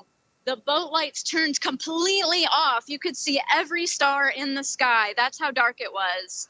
And all of a sudden, you see the brightest shooting star you ever saw in your life pointing down at Earth. And I was amazed how quickly, after those parachutes deployed, the shooting star went away and it just became another dot in the sky among a sea of stars. But this boat had, and several other boats in the area, turned on their spotlights. They had a drone pointed at it. So you always knew where the Dragon was, even though to me it just looked like another dot. So they were very quick to locate the spacecraft in the sky as it came down. I had my eyes on Dragon just a minute ago. The boat, the SS Shannon, right now is turning to get into a configuration now that we know that we're safe from hypergulls to go closer to the Dragon. It is. See it with your own eyes. Yes, that's amazing. Just in space moments ago, and now we are getting views from the recovery ship as well. We can see it backing up towards the spacecraft. We also had great views coming from the ships during that descent. So can you tell us what's next for the teams and what's next for you and the other visitors on Shannon?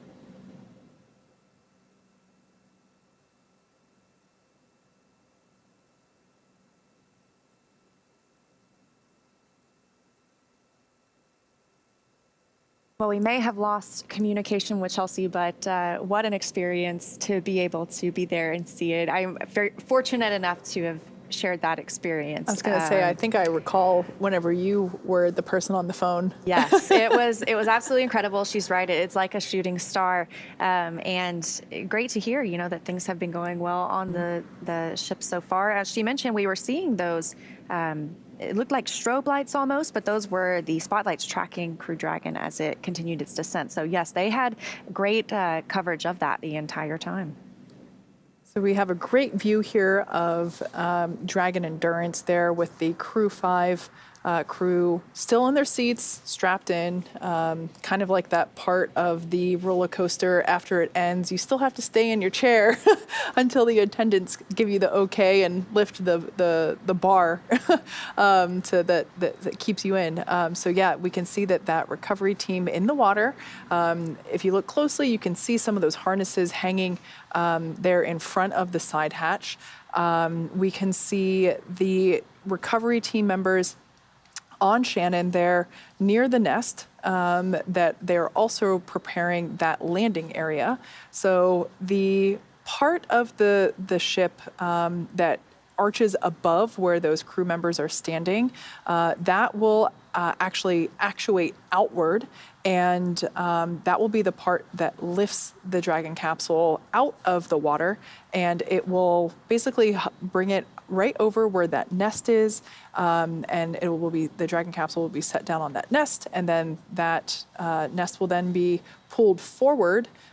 So kind of like if you think of yourself, like that nest will be pulled in the direction of you as the viewer, toward the forward end of the boat, and that is of course where the side hatch will be opened and the crew will egress there using that side hatch. Now, when that side hatch is opened, this will be the first time that the crew inside the Dragon capsule has basically breathed earthly air in 157 days. It's the first time that side hatch will have been opened. Of course, the last time it was open was launch day, and that side hatch was closed in preparation for launch. And then while they are on station, they use the forward hatch, or the hatch that is underneath the nose cone there, which is the pointy end of the Dragon capsule. So I always love seeing that hatch reopened because it's a very nice bookend in terms of when that hatch was last closed, that was the day that they went to space, and today's the day that they came home. Absolutely. And that journey beginning back in October and ending just 25 minutes ago, an on-time splashdown at 9:02 p.m. Eastern. And everything is really moving along with the timeline. Ideally, the recovery ship arrives about 30 minutes after splashdown, and here we are, almost ready to complete that rigging process. You can see that team member still on the capsule itself. And they will, again, as you mentioned, lift that and place it in the nest. And the platform that the astronauts egress on is built up a little bit because the side hatch is about halfway up the capsule itself. So they will egress to that, be taken out for some routine medical checks. And eventually... И, в общем-то, скоро у нас уже должен начаться подъем. Корабль Crew Dragon уже зацепили специальной штукой, в общем-то, для подъема, и он уже очень, как видите, близко находится к кораблю, на который его будут поднимать. Вот его будут ставить на вот такую вот специальную штуку, в общем-то. А вот это вот такой вот типа кран, такой интересный. Вот с помощью именно вот этой штуки он и будет подниматься. Поскольку обычный кран тут использовать, видимо, не получится, но это, видимо, очень сложно, он занимает слишком дофига места. Да и зачем, если можно соорудить вот такую интересную фигню? В общем-то, да, в принципе, они особо даже не отстают от графика, хотя это через полчаса он должен был быть уже понят и не начать подниматься, так что да.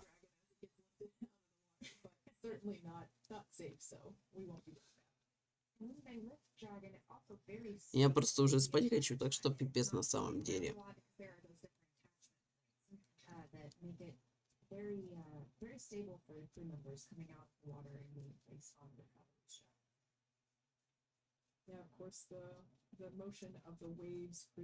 Не знаю, что еще говорить можно. Потому что я уже всю информацию рассказал, которую можно рассказать на самом деле. Ну, важную именно, более-менее важную информацию.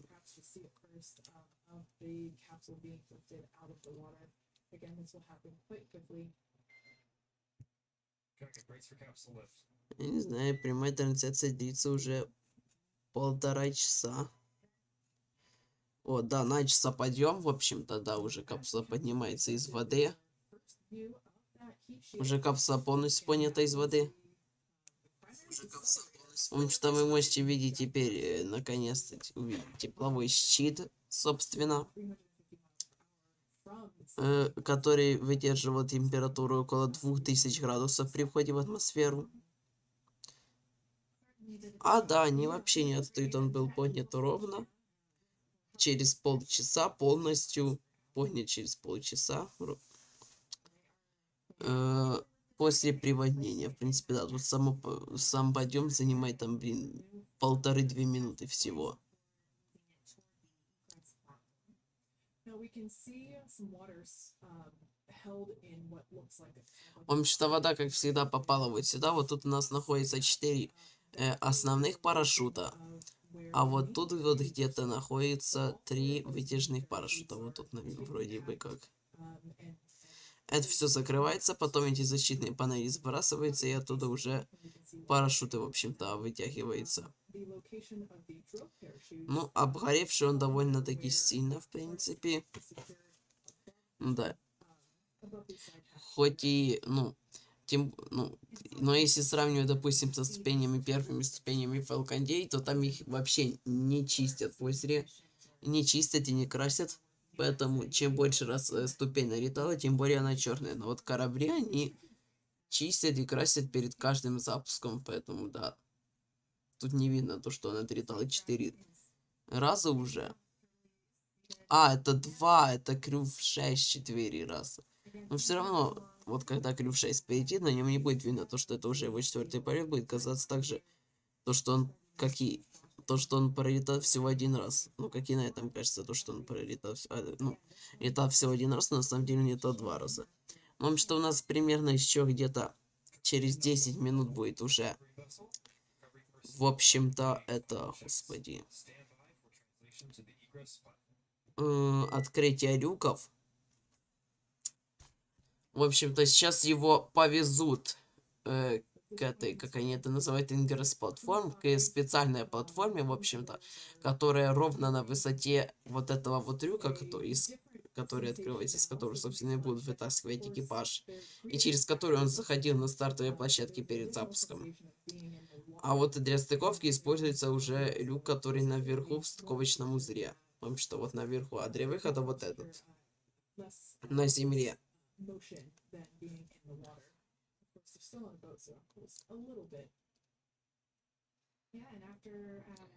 Поэтому, да, сейчас его повезут к вот этой вот специальной платформе, которая ровно на вот такой высоте, как вот этот трюк, ну, может, чуть ниже, чтобы, было проще, проще вытащить экипаж, собственно.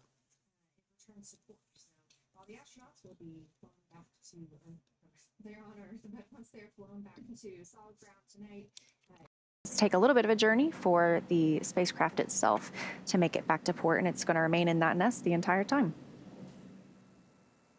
So following along with the recovery procedures, we're looking at roughly 5 to 6 minutes until we get that side hatch open.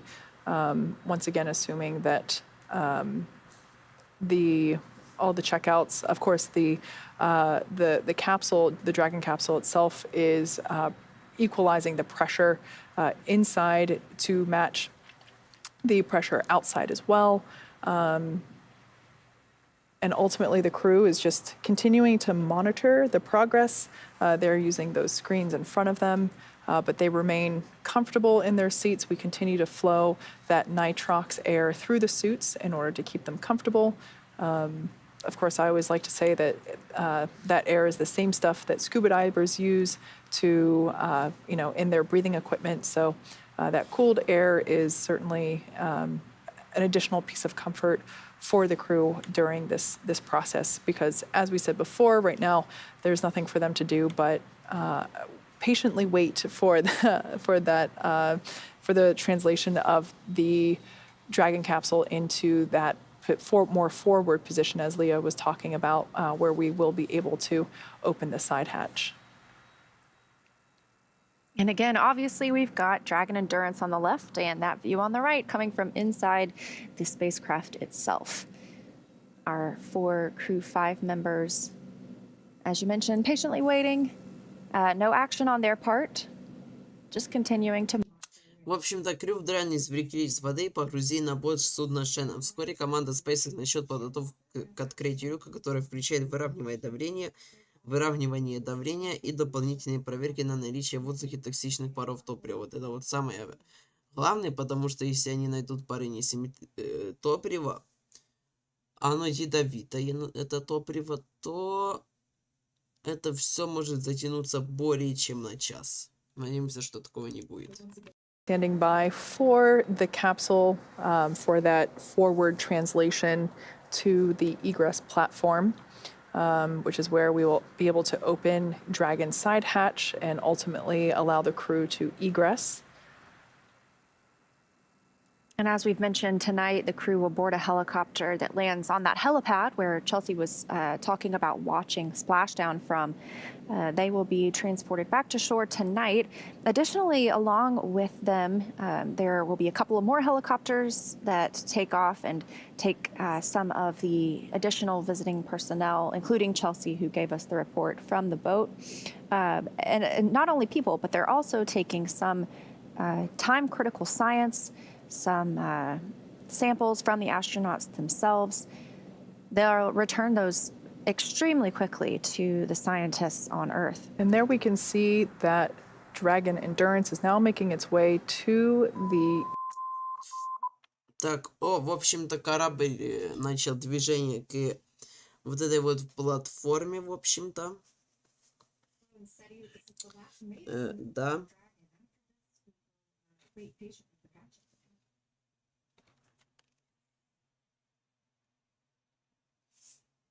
Вот эта платформа, в общем-то, его поливает водой. Этот корабль неизвестно зачем. Они все там в специальных противогазах, в общем-то, потому что, да, могут быть пары топлива в воздухе. Ну, хотя, если он поехал, то вряд ли... Ну, обычно, если находит пары, то он даже не едет к этой платформе. Обычно их находят сразу же, после поднятия. И уже там устраняют это все. Ну, в общем-то, у нас остается порядка 4 минут до открытия люков. И порядка 9 минут до того, как начнут вытаскивать экипаж. Or breathers, they are going to do an additional hypergol sweep. That is to basically triple check that there are no fumes for the MMH or NTO, that monomethylhydrazine and nitrogen tetroxide. Those are the propellants that are on board the Dragon capsule for its on-orbit propulsion system, and they are not fumes that are you're able to breathe. They're quite toxic to people, so we'll see them perform an additional check.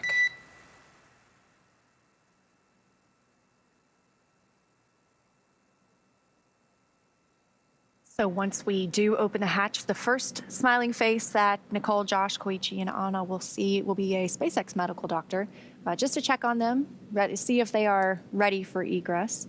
We hope to get some views shortly thereafter of our crew members.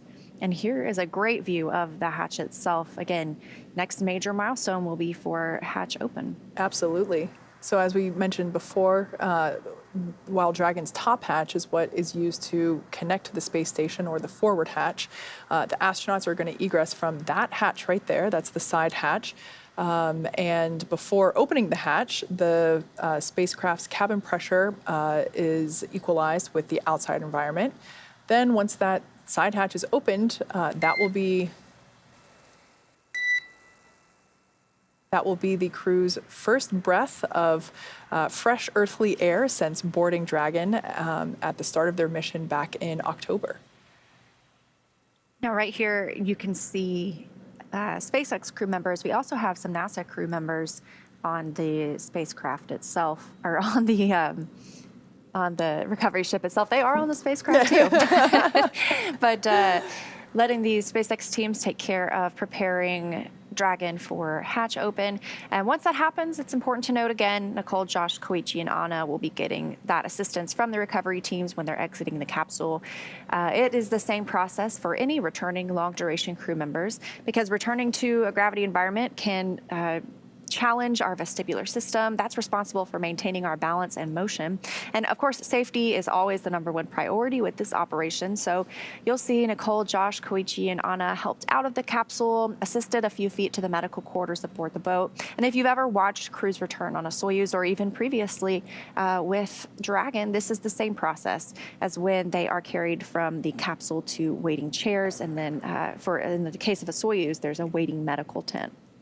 And then, as I mentioned earlier, this is also the time period where that time-critical cargo can be recovered from the spacecraft, with the remainder waiting until the ship is back in port. But some of those cold stowage items, they're able to get that back to the investigators and the researchers as soon as tonight, so they're able to analyze that.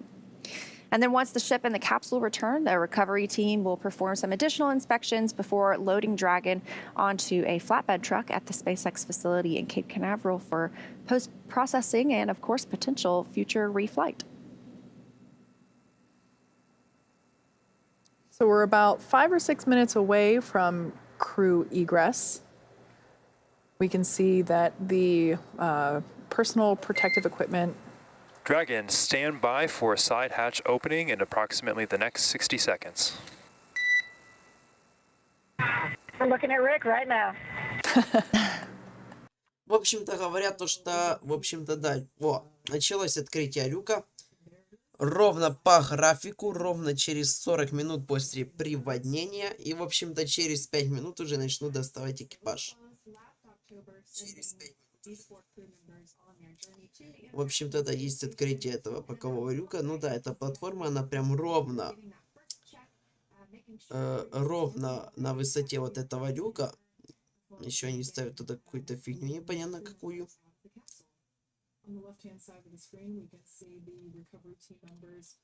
A protective frame around the interior. Getting that first before we begin helping those crew members out of the capsule. On the left-hand side of the screen, we can see the recovery team members placing a protective frame around the interior of the hatch.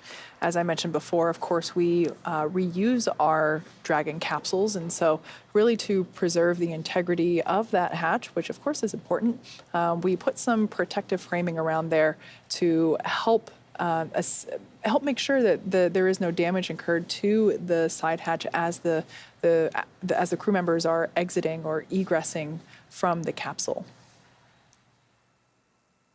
I'm still able to get some notes from Chelsea. She said there's a big round of applause on the recovery vessel now that the hatch is open. A really great moment.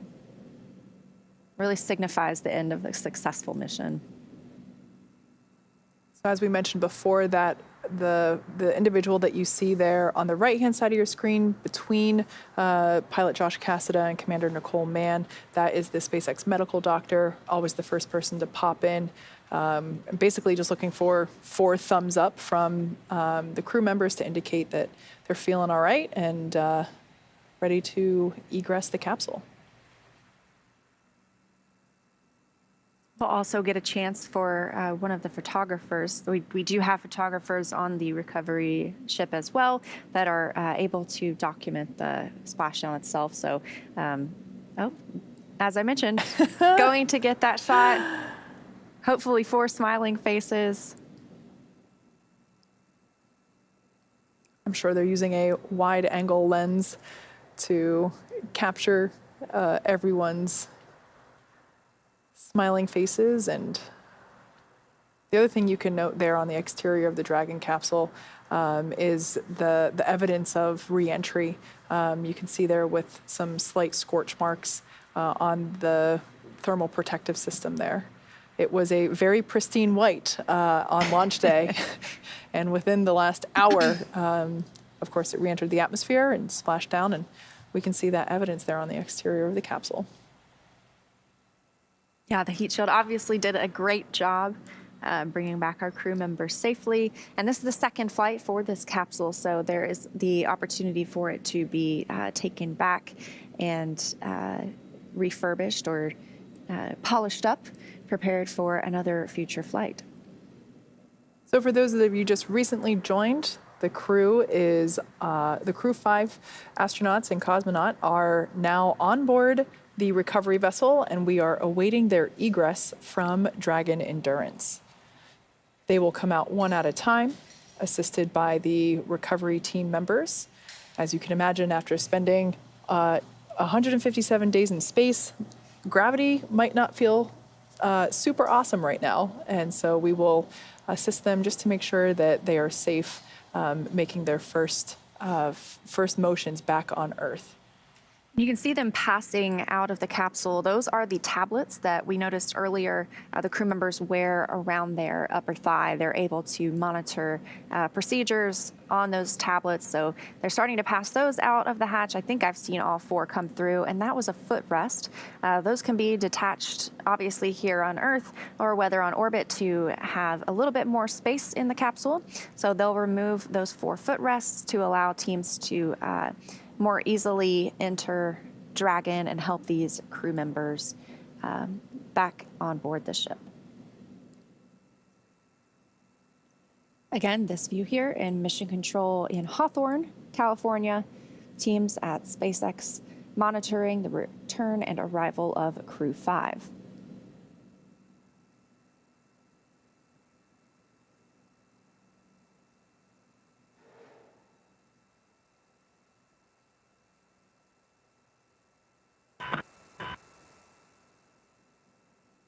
Ну, в общем, да, теперь у них мы видим таймер уже после приводнения 44 минуты. Скорость у них все равно еще 0,41 километр в секунду, или это 0,41 метр уже в секунду. Странная фигня. Высота минус 0,0, даже там вроде в конце 0,0002 километра. И дальше уже фиг пойми что. Once again, that is a view looking. Ну, в общем, да, люки Crew Dragon открыты. Через считанные минуты члены экипажа смогут покинуть корабль. Но вообще, по графику, они уже должны были уже начать их вытаскивать. Уже одного должны были вытащить. Ну, ждем. Most likely debriefing the crew members on, what to expect the next steps for their next steps. And helping them get out of their seatbelts, just making things easier for that egress. We saw those foot restraints, or the foot rests were removed from the spacecraft. So just making things easier for our crew members. As you can see, their visors are up. They are hopefully pretty comfortable in those custom-fitted suits, as well as those seat inserts that are custom-fitted as well.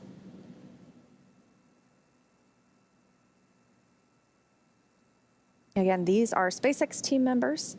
It helps distinguish due to the different colored flight suits they're wearing. So they're wearing black suits, and typically when you see someone in a royal blue suit, that is a NASA team member. So we saw a couple of those from the other view, but right now this is mainly the SpaceX crew inside Dragon helping the, and there's a few of those NASA team members as we mentioned. That's a great shot because you can really see that scorching on the thermal protection system, as I was talking about earlier, that evidence of re-entry. The exterior of the capsule got up to 3,500 degrees Fahrenheit, and I think it's quite beautiful to see returned capsules, of course, because, it's just that evidence of spaceflight. And success. Absolutely. Just a slight toasting.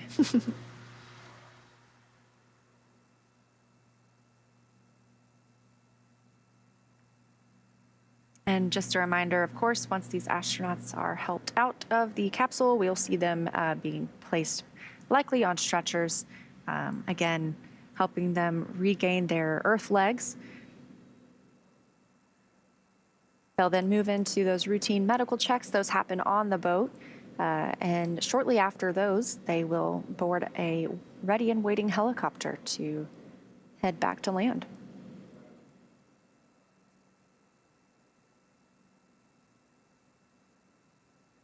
Once they come back to Florida, there will be a NASA spacecraft waiting for them to bring them back to Houston. They'll be able to reunite with their friends and family.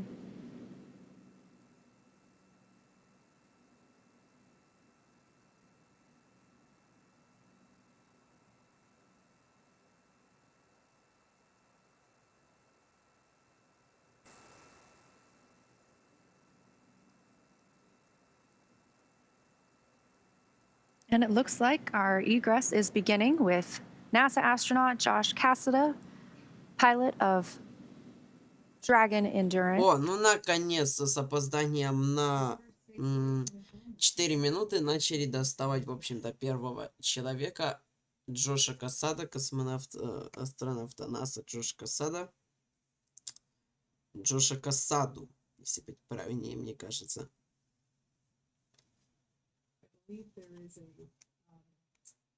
Да.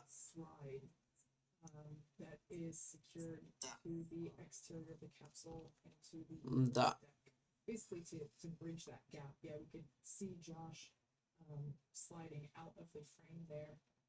Все, да, в общем-то, первого астронавта миссии Crew-5 Джоша Кассаду уже вытащили из корабля Crew-Dragon. Следующий, я так понимаю, будет Николь Манн. Ждем. The hardware of the side hatch as well.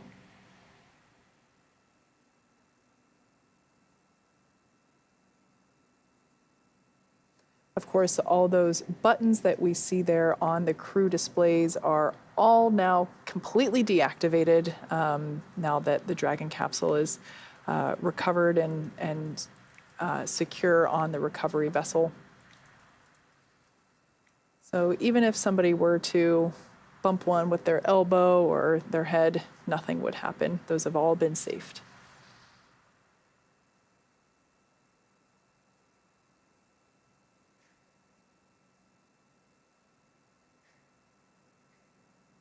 So Josh Kassa, NASA astronaut, our first crew member out of the spacecraft. Looks like those SpaceX team members are back inside Dragon Endurance, and they are helping. I doubt we'll hear any more of those calls from the crew to the ground now that the hatch is open, but every time I hear it, I pause a little bit. Yep. If I had to guess, that was probably that recovery team member accidentally bumping the armrest comm panel, which is the comm panel that they use to basically push to talk while they're in their seats. So if I had to guess, that was an accidental bump there. So it looks like the second individual to egress from the Dragon capsule will be Commander Nicole Mann. And there she goes.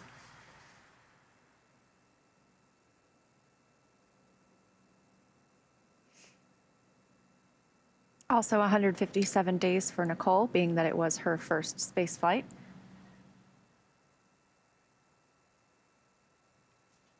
Так, в общем-то, я вижу, второго уже вытаскивает, либо это уже третьего даже вытаскивают. Я просто, в общем-то, да. Надо было отлучиться от компа. Надо было отлучиться.